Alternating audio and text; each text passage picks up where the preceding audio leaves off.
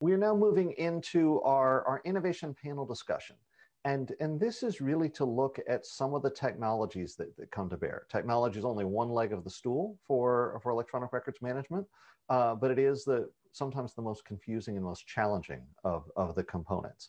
And we've got a great group of speakers today to start to unpack this question. I want to briefly introduce them, and I'll let them tell you a little bit more about what they do. We have Jeremy Hogue, who is with Kofax as Vice President of Federal. Tyler Morris, who is Senior Director for Iron Mountain Government Solutions. Marcus Most, who is with NARA, where he's a special assistant and will bring the agency perspective to today's event. And last but not least, Joe Yankel, who is Director of Public Sector for Kodak Alaris. And so, gentlemen, thanks for being here today. Looks like we've got you all off mute and ready to jump in. So I want to give each of you a chance to sort of tee things up yourself with and Marcus, if we can start with you, if you can just give us, a minute or two about the work that you're doing and the role that you see specific technologies playing in agencies' M1921 strategies. Yeah, thanks, Troy. Been in records management now for almost 20 years and really kind of cut my teeth standing up the FBI high-speed scanning operation, as well as then I came over to the National Archives and did something similar in support of veteran benefit claims. And so now I've kind of shifted over into looking at emergent technology and its impact on records management. And so the thing that I've seen with all of these IT projects is that private industry has solutions to offer. And sometimes those of us in the business lines are just kind of head down doing the work and we know something's wrong, but sometimes it's hard to see kind of what that new technology is that's coming in and how to apply it. And so I see as some of what my job is now is to try to identify that technology and help agencies see how it could help in the records management sphere. So that's why I'm excited to be on this panel to kind of hear what these other experts have to say. Great, thank you. And sort of going by the array I see in the grid on my screen, Tyler, if we could have you go next. Same question. Give us the elevator pitch on your work and what you think the important issues are for today's session. Great, thanks, Troy. As you mentioned, I'm the Senior Director for Iron Mountain. In that role, I'm responsible for helping to oversee our government product portfolio, including our new emerging technologies to help agencies and customers with their records management, information management needs, as well as developing solutions for agencies to help apply these solutions in their information management goals. And an area that from a cognitive technology or emerging technology that we're seeing that's playing a big part in helping agencies with M1921 is the artificial intelligence and machine learning space. We think it's going to have a big impact on helping with classification of documents, applying retention rules, helping with a lot of things that Lawrence mentioned earlier with the deadlines of helping to identify permanent records, getting critical metadata, and really allowing the records managers that are here today to focus on higher value aspects of their role and hit those deadlines so they can ensure that records are appropriately retained, stored, and transferred. So excited to talk more about these technologies and how we can help. Great. Joe, same question. Yeah, thanks, Troy. Joe Yankel, Director, U.S. Public Sector, Kodak Alaris. So I think what's critically important when we look at digital transformation, particularly when it comes to M1921, is looking at the quality of the images that are actually being digitized. As Mark alluded to earlier, paper's not going away anytime soon. So what we do at Kodak Alaris is we help agencies navigate the paper to digital transformation, including, the FADG 3-star compliance that was just mentioned earlier by Lawrence with regards to permanent records. So, emerging technologies such as RPA are certainly going to play a critical role moving forward. Okay. And Jeremy, if you can sort of round us out here. Sure. Jeremy Hogue, lead Kofax Federal. So my team is responsible for delivering data capture automation solutions to our federal customers. Similar to some of the other folks on the panel, we also have technologies that are AI enabled and provide intelligent data capture capabilities. We're a little bit unique in that we also are an RPA vendor, so I think we're the only one on the panel here that's also providing that capability. So we've got an interesting vantage point in that we're a full automation platform. So we're seeing customers that really want to push the envelope, want to fully integrate, provide a full suite of capabilities, and then folks that really are just trying to do digitization. So we're kind of seeing that full spectrum out there in the marketplace. So really appreciated Mark's comments earlier about an integrated approach, having a holistic vision. That's how we like to go to market and talk to our customers, and interested to see where this conversation goes. Great. And Jeremy, we'll sort of stay with you for the next question, and then the rest of you, please jump in if you feel so moved. You just mentioned, Jeremy, the wide range of levels of maturity or buy-in when it comes to cognitive technologies for agencies, and some still exploring, some have real efforts underway. But I'm wondering if there's a sort of, sorry about that, had a little hiccup. If there's a consistent stumbling block in your that you see from agencies with their abilities to move into using these technologies, or a misconception that that you see as they decide that they want to explore them.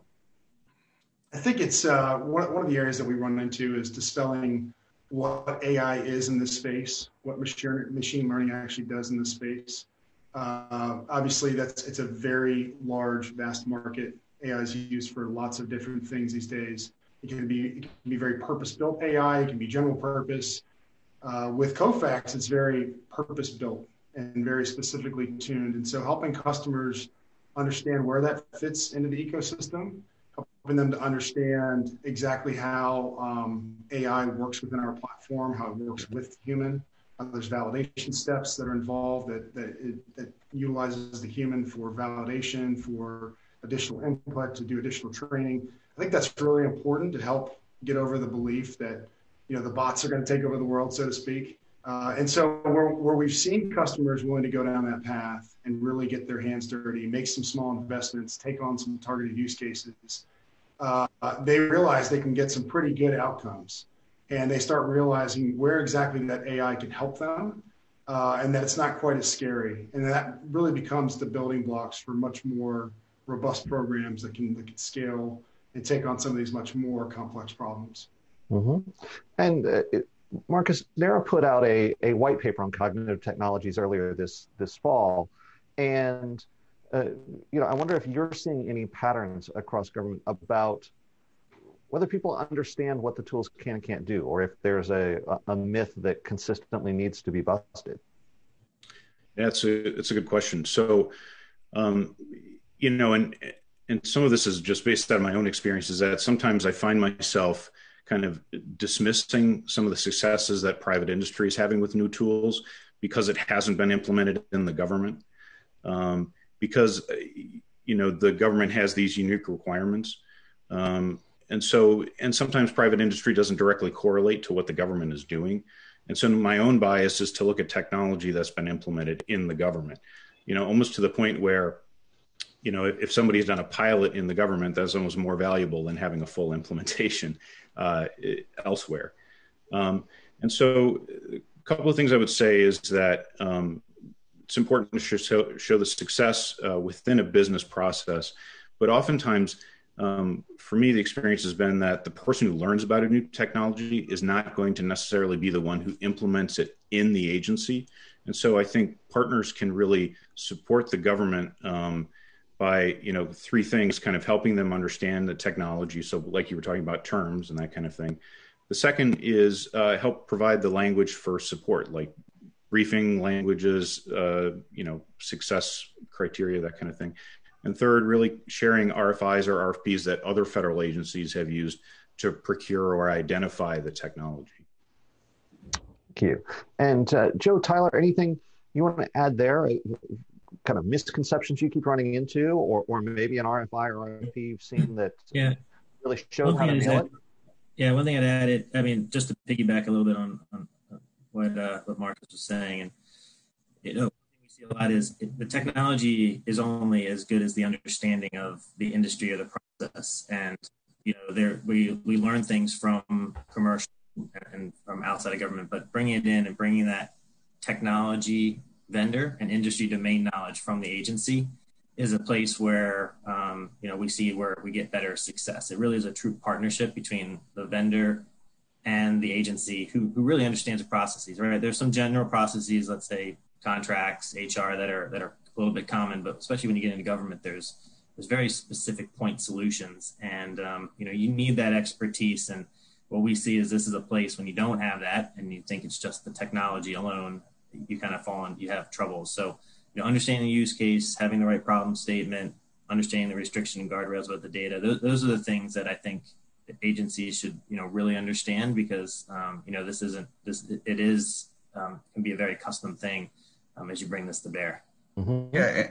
And I'll add, industry engagement is critical.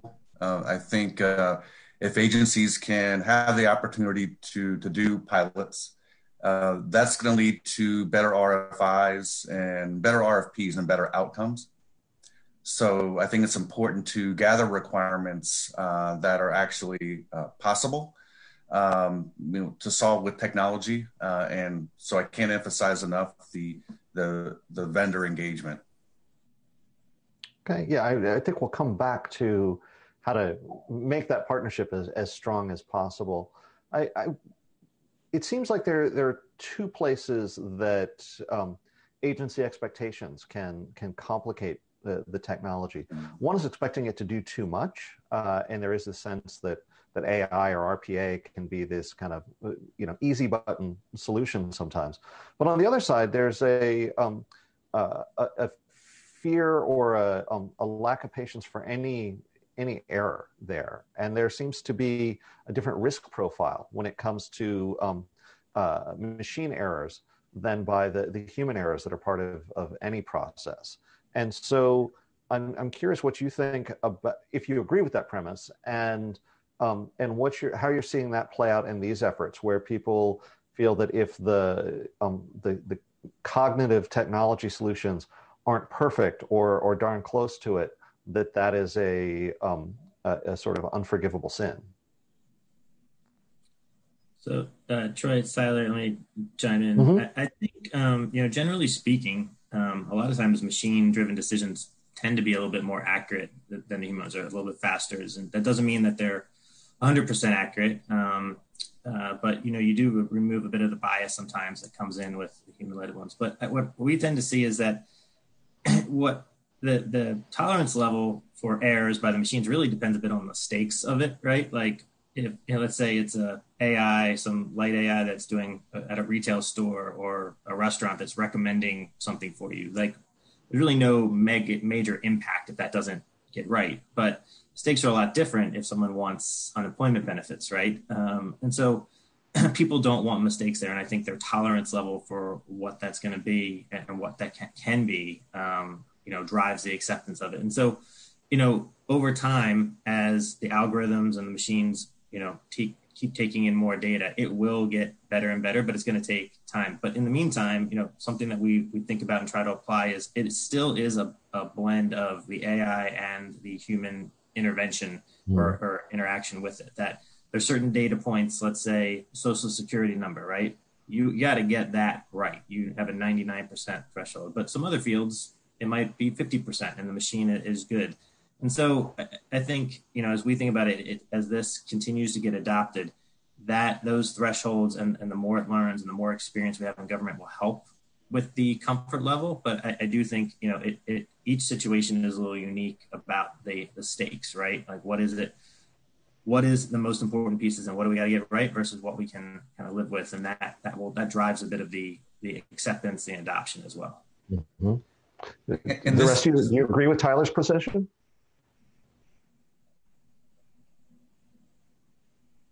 So I cut someone off who was going to jump in there. Yes. Sorry, Troy. That was Joe. Sorry about that. Yeah, I was just going to add really quickly that, to build on Tyler's point, the AI, machine learning processes are only as good as the data that they're seeing. So That's where, whether you're scanning paper documents or looking at digital images, the image quality is critical. If your bots can't recognize or read the images, the downstream processes are going to be set up, for failure and exceptions. So I think we can't overlook the importance of the actual process that creates digital images. Troy, I would just add on to Tyler's comments. Obviously, there's certain data that's got to be extremely accurate. There are techniques that can be applied using probabilities as an example to understand how accurate that extraction has occurred. And so that then allows for tuning of the algorithms to then say, okay, I need this to be 99.9% accurate. If it comes back at all, differently, then make sure a human validates this further. Versus maybe there's a field that you're fine with 90% accuracy, or you have some way to take that data and ping it off of an existing system to check that and further cleanse it. So there's lots of different approaches that can be applied there. And the key is to have what we call a white box approach, where you can actually get under the hood, do the tuning, make sure that that customer understands what really is high risk and what needs to be validated very closely versus what is more of an acceptable level of tolerance. Yeah, I like the white box approach. Yeah, go ahead. Yeah, this really became clear to me when we had digitized a large body of handwritten records, and we had run some OCR handwriting recognition against it, and came up with pretty good results. And the criticism was, well, the OCR has to be perfect, and the answer is, well, it's as good as a human, and that's good enough. And so I think there clearly is this kind of bias, and for me, it really comes down to low stakes versus high stakes. Netflix recommendation is a low stakes. Determining who needs, recidivism or other risks for criminals, that's clearly a higher risk issue. Mm-hmm. Yeah. Yeah. So it seems like there's two factors at play. One is the education and the expectations management, and the other is identifying the places to start so that you can get quick wins and be able to sort of build, take the lessons from those low stakes projects and transfer them and refine them for higher stakes. I'm wondering if there are the obvious places to start for agencies. Is there kind of low hanging fruit and low stake projects where you consistently see the chance for rapid and measurable ROI? I think all of us would say yes. I think any document that's got highly structured data on it is going to be able to be extracted pretty easily. If the image quality is pretty good, we've got a number of technology vendors here. All of those technologies are probably going to do pretty well. Some of the issues result as you scale, of course. Are you able to do millions, tens of millions, those types of things? But we often see that there's a reluctance to go down a path because they're trying to come up with a perfect solution that maybe can handle hundreds of different types of forms, as opposed to saying, look, I've got these 10 high value forms. I've got a lot of people doing a lot of hand jamming of data. I can get some instant ROI if I can tune the algorithms, do the extraction, and automate that data extraction into core systems of record. Those types of projects are table stakes for Kofax, and I imagine for some of the other folks on this panel as well. And I think that's where agencies should dip their toes in, should put some investment dollars, get familiar with what's capable, what the art of the possible is, and then look to improve and go more complex from there versus trying to take on everything all at once. Anyone else want to jump in on Jeremy's thoughts there? I just kind of, again, piggyback, I completely agree. I think when there's often standard forms that there's a large sample set, like a very sample form, standardized metadata, those are things that you see a lot more success with. Exactly what he just kind of commented. Those are things we're seeing with agencies, the ones that can get off the ground. When you're trying to tackle one where, it's every document's different, it's handwritten, typed, it's old, it's new. Those things are the ones where it takes a lot more effort and time, and the technology is only as good as the information. So those standard forms are a great starting point to dip their toe into it. Mm-hmm. Joe, what are you seeing in this space? Either obvious opportunities, or maybe to sort of pivot to, back to the question that was raised earlier of how can the vendors, how can the technology partners, best work with agencies to try and move these processes forward? First, I'll add that it's not the one size fits all approach, and it's certainly important, and everyone on the panel would agree that, it's having an ecosystem of partnerships to work with agencies, because it's not one solution from one vendor that could potentially solve all of the agency's challenges around M1921. So it's certainly, taking an ecosystem approach and leveraging, your partners in the industry to work with agencies, not a one size fits all. To piggyback on what Joe just said, I would say too that agencies have the challenge that they can try to, anytime they interact with the public, they can try to coax the public into doing things electronically. But in the end, if a veteran submits a claim in paper, you're going to accept that. You've got to figure out a way to integrate that into your back-end electronic process, and you just can't do away with that. So I think this kind of no one size fits all is really important. Mm-hmm. So Marcus, I'd like to stay with you about the government and the governance role in all of this, and the rest of you gentlemen, I'll ask you the same question in a moment. But Marcus, do you feel like the governance policies that are in place are sufficient to keep pace with these cognitive technologies and the pace of change? Yeah, it's a good question, and one that we grapple with all the time.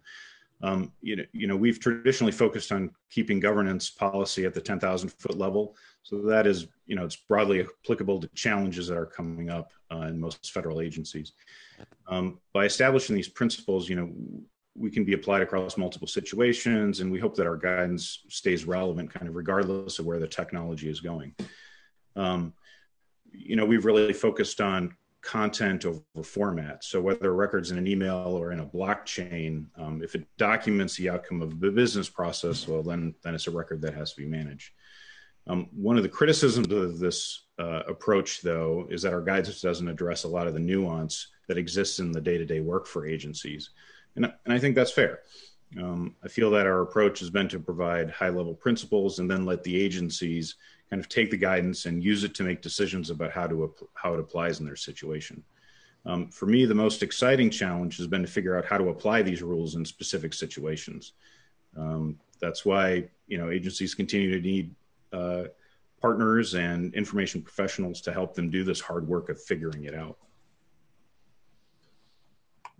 Tyler, Joe, Jeremy, thoughts on the role of governance or maybe places that need some extra attention there? I'll jump in. I think, sorry, are you going to go, Tyler? No, go ahead. I think it should be a pull as opposed to be a push. So I think it's good that NARA has set certain guidelines and sort of set some minimum bars. I think it's always better to try to encourage agencies to allow them market to drive innovation. That said, I think there needs to be more emphasis put on what the art of the possible is, what's capable. So I think that white paper is a really good start. That's one of those documents. It's one of the first that I've seen that really takes a comprehensive look at all the technologies, how they fit together. I think there needs to probably be GSA Center of Excellence type programs that emerge out of this that highlight we're part of a USDA deployment that's going to have hundreds of millions of documents that are going to get digitized. That is going to deploy Kofax technology and a number of other technologies. It really is a holistic approach to trying to really build something that's a day forward solution and not just deal with the backlog. And so if you can highlight programs like that, I think you have agencies saying, hey, I want to do that and not just do the bare minimum.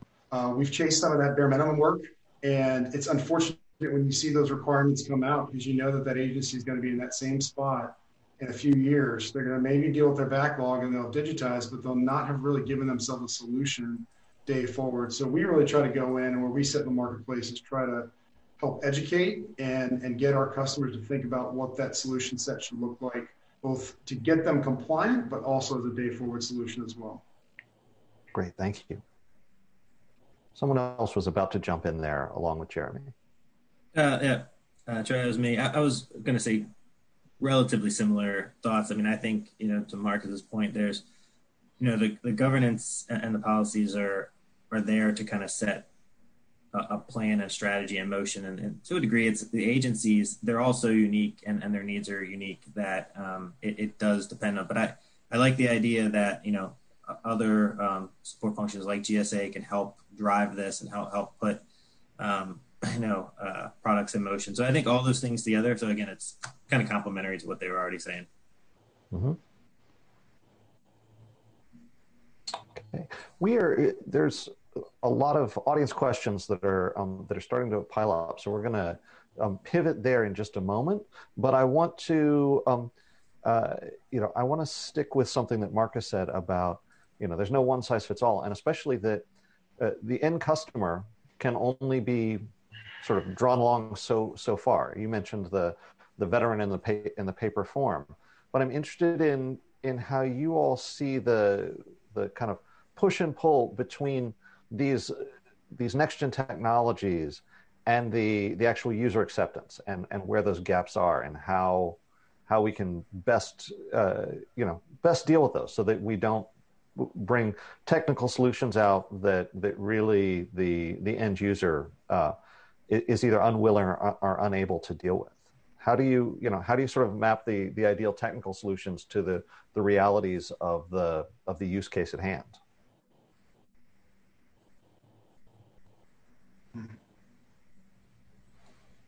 I think I'll take a first crack at this. From our perspective, because we have a platform set of products, we're not necessarily going to go in and push one particular product. We're going to try to really understand what they're trying to solve for. If it's purely a digitization project, that may be one set of technologies. If that particular customer is interested in really moving more towards a full automation suite of capabilities, then we may bring other things in like RPA. I think there's been a lot of misinformation in the market about how technology should be applied. And I would encourage agencies to get educated, to be able to meet with industry, understand where RPA technologies thrive and work, where they don't, where intelligent data capture technologies fit, where they don't, where intelligent process management technologies fit, how they can all fit together. Again, going back to Mark's points earlier, having an integrated, holistic approach. I think a lot of times we see requirements come out and they're very singular and focused on one problem, as opposed to maybe taking a step back and saying, how do we want to solve this more broadly? That said, I think starting reasonably small and focused and targeted, even though that may not be the best for our sales, we've seen that be most successful. So I would say that's probably where we've seen our programs grow. They've taken a phased approach to deploy technology over time, and that's worked quite well. Yeah, this is Joe. I think each agency needs to look at the lines of business, and I think the more citizen-facing types of applications are still always going to need to factor in paper in the process, but maybe some of the more internal-facing lines of business and processes might be more apt for migrating to a more digital-centric type of workflow. So I think I think we're always going to have a little bit of different mixes of technologies for the near future.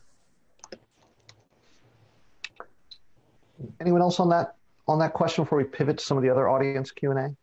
Yeah, just real quick again, it's picking up on that. It's a spectrum of where people need to be. I think it's holding on the technology vendor to becoming what the right solution is. It's not one size fits all, and agencies, we're starting to see it more. I know that the people on the panel are seeing it. There's more research going on. There's more RFIs. There's more small pilots, and those are really good starting points to get people more comfortable to see the use cases. And they're what I'm seeing, or at least what we're seeing here, is that there's sometimes they're starting with more complicated things, but they're often starting, to Joe's point, some internal facing solutions and processes, and that's usually a good good starting point. So all of those things together will help, with that adoption, comfort and bring things along.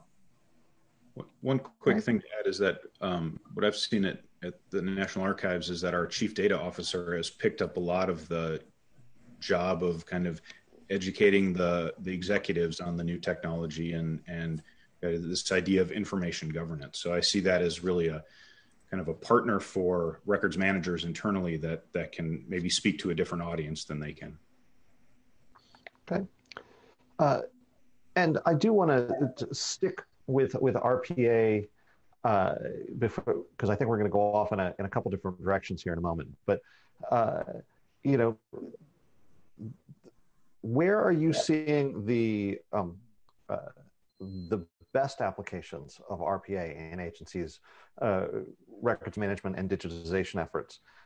Is it in extracting the metadata? Is it in other particular workflow situations? And then if you'd like to take a different angle on it, let me ask, are there places where you think we're maybe asking too much of that technology? And Joe, maybe if I can sort of start with you, and we'll just do a quick around the horn on this question. Yeah, we might need another 20 minutes for this, Troy, but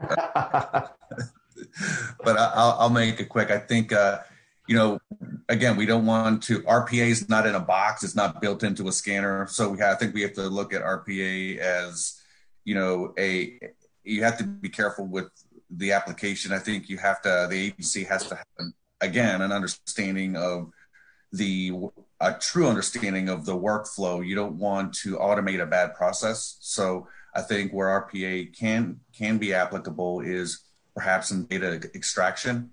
Again, handwritten documents, we're not going to get probably a lot of use of RPA technology for handwritten documents, but certainly for more static types of data, I think it's a good use case for it. Okay, Tyler, any thoughts there? Yeah, I think that was a bit of a segue. The RPA is, at least now, there's certain use cases that make the most sense. We see it in mailroom is a common thing we're seeing as information's coming in, and forms that it can find that information. Standard forms, standard document types, standard letters, printed type solutions, or information records. Those are really the best application. I think I think as we're putting them in place, like the better we understand where to use them, that makes sense. And I think you just got to be careful about where you're trying to apply it. To Joe's point, and and like I said, there's really specific use cases that are going to get the most success, and if we focus on those, that'll help with the adoption of it. Great, Jeremy, and then Marcus on this. Sure. Yeah, I'll just talk about a quick program where we've got a very large RPA deployment, Affordable Care Act. We're processing something like 300,000 processes a month. But what RPA is not doing is the data capture work. It's not doing the intelligent capture work on the front end. It's not classifying documents. That's just not what RPA is designed for. So to draw that distinction, it's really good at mimicking what humans would do across various systems. It's really good at putting data into various systems of record. It's really good at taking rote tasks and making them 5 to 10 times faster. It's not good at the AI-enabled data capture type work that really requires a different set of technology. So it's a great complement as you're scaling a program. Our OCR technology is actually built into our RPA product, but even then, if someone's doing a large-scale digitization project, we would probably not lead with RPA because it's probably not the right solution for them. So back to the point before, it's about understanding what it's good at, what it's not good at. It has a role in the ecosystem, and it's figuring out that right level for what RPA can do for each individual customer, but really making sure that the right technologies are there to enable that RPA to be effective. Great. And Marcus, we'll give you the last word on this particular subject this morning. Yeah, thanks, Troy.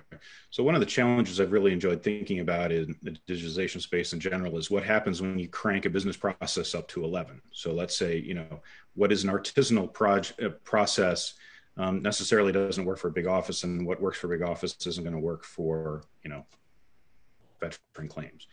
And so I really see the proper application of RPA or these cognitive technologies at specific points in the business process to kind of help get to that next level on the volume that needs to go through that business process. And so I think if you can identify the right technology and apply it in the right way, you can really make a business process go big.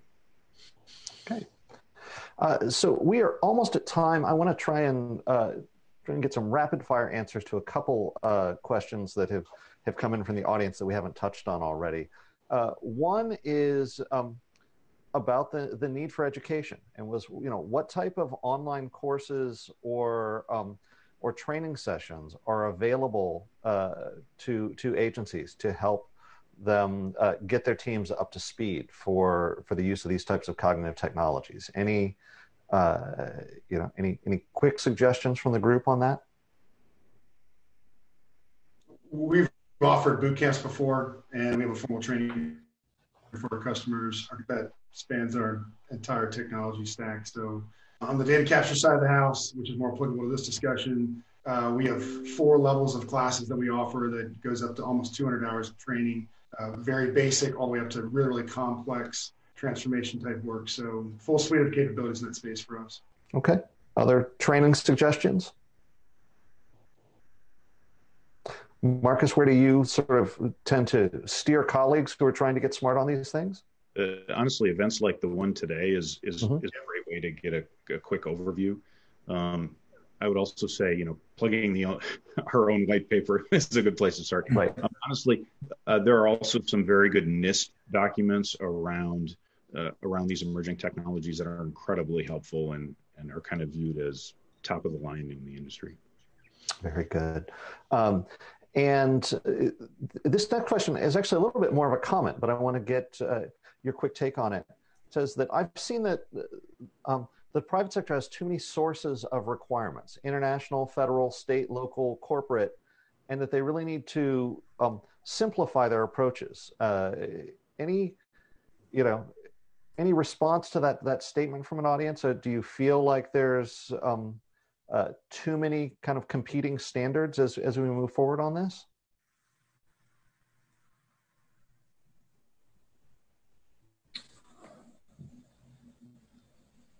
Yeah, I'll speak up. I think my experience is the standards tend to complement each other a bit. Whether let's talk about like security standards. You've got HIPAA, Sarbanes-Oxley, FedRAMP, FISMA, GDPR. I mean, you've got a lot of different things, but they often tend to complement each other. And that, even though there's overlap, there's a lot that needs to happen. I think those standards, drive better security, better, success. And so they're all important. And, I think it does create more work and more, effort on the technology vendors' part. But I think, the government does a pretty good job specifically about, trying to keep things, focused on NIST standards and FedRAMP. Okay. And there are a few other questions that I'm going to refer all of you to the chat room if you're able, that I think they would probably take 20, 30 minutes in and of themselves, but there are good threads to tug on there. The last question that I'll leave with each of you is just the COVID elephant in the room. Lawrence talked earlier about agencies having their priorities elsewhere. In our prep call, some of you mentioned that as well, that between the COVID crisis and now a transition administrations, there's plenty for agencies to be busy with, and that can lead to the M1921 efforts going to the back burner. I guess the question for each of you is twofold. Do you see these efforts gaining traction in 2021, and do you have any advice for agencies that are trying to sort of get the necessary focus on this initiative in their organization? And Marcus, maybe give you the opportunity to jump in first on that. Yeah, boy, that's a tough question. for us, in some ways, the COVID has really accelerated our movement to telework and dependent on technologies that in the office we may not have used quite as regularly.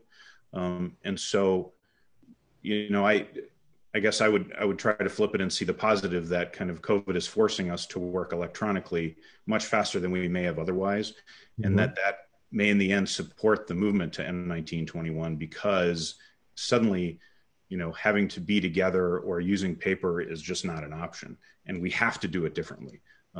So yeah, trying to put a positive spin on it, I guess. All right, very good. Joe, your thoughts on this? Yeah, well, I'm going to build on a point that Jeremy made earlier regarding the day forward component of records. I think that, just because people are working remotely doesn't mean they're not going to generate paper. I mean, I'm looking at my desk right now covered in paper. So I think, I think we have to consider this as an opportunity to look at, the impact of COVID on remote and telework and how it relates to records. And so looking at, okay, how do we capture these records on the edge at home? So I think that brings a whole new component and challenge to where we are today, but it's an opportunity. Mm-hmm. Jeremy, you got a shout out there. We'll go to you next, and then Tyler will give you the last word. Yeah, I think we've seen it across kind of all over the spectrum. To Marcus's point, we've seen some projects accelerate. We've seen some projects come to a screeching halt. On the other side of our business, which is technology related to secure scan and secure print, kind of the same thing. We've seen some DoD customers lean in and continue to make investments, and others that have put projects on hold for 6 to 12 months. So I think there's definitely been an acceleration in pockets, and there's been some stays in other areas. We're excited that some of our bigger programs have been able to continue on. In some cases, it's made them more efficient because they've had less people in those facilities. They've been able to go in, do assessments, start that process. But if an agency is fully shut down and they're not allowing anyone access, then obviously you can't do the digitization work. So it's that space in between there that I think is really going to affect us longer term. We're hopeful that this is really going to bring light, and a couple of our customers have actually made this comment, that it's bringing to light that they don't have access to the information that they need to have access to. One DoD customer in particular has been at a standstill because they've not been able to get access to certain records because that facility is at a classification level. No one's allowed on site onto that base, et cetera. So I think this has brought to light the need to digitize and make records available, be able to access that data. So we're hopeful that it's going to be a change element long term. Great, thank you. And Tyler? Yeah, I really like that last point. That was the kind of area I was going to go to, which is what we're seeing now is, it's a bit of a mixed bag. Some people COVID is expediting things. Other ones it's stalling, but stalling for the moment. And, I expect that as, we get, end of 2021 and 22, those things are going to pick up with the digitization and even the physical storage of it. But what we're seeing as we talk to customers now is this is really bringing to light the importance of M1921 and why these deadlines are there. The understanding of why the records need to be digital, how they need to access them, and what they have in place now that's not allowing that. COVID's really bringing a lot of that to light, and agencies and customers are becoming more and more aware of why they need to make this pivot and transition to a much more electronic based processes. So I think this is all gonna as the next 2 years progress, we're gonna see a lot of of push, in a lot of different areas from agencies. Great. And we're going to have to leave it there. But gentlemen, I want to thank all four of you for sharing your time and your thoughts today. Really appreciate it.